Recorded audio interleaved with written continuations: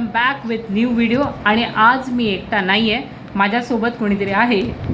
High guys, I am Vedant. Hi, I am Aditi.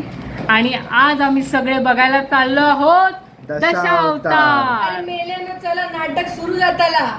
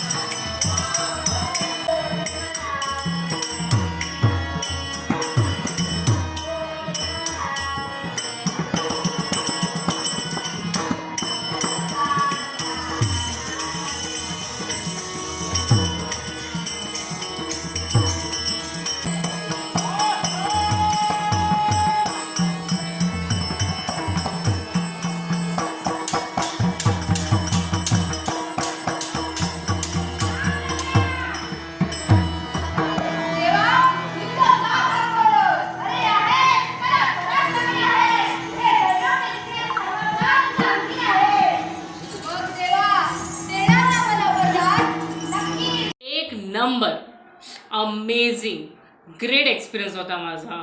मला आज कळलं का दशावतारला कोकणाची आन बान शान म्हटलं जातं.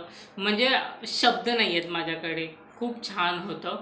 आणि सांगण्यासारखी गोष्ट अशी आहे की हे जे नाटक बसवण्यात आलं होतं ते 15 दिवसात बसवण्यात आलं. आणि त्यातून लहान मुलींनी, शाळेतल्या लहान मुलींनी हे नाटक प्ले केलेलं आहे.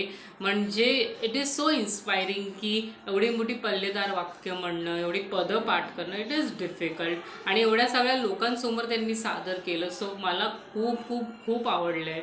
आणि मला सांगावं असं वाटतं की तुम्हाला जर फ्युचरमध्ये चान्स मिळतो दशावतार नाटक बघण्याचं, तर तुम्ही ही संधी अजिबात सोडू नका. या संधीचं सोनं करा.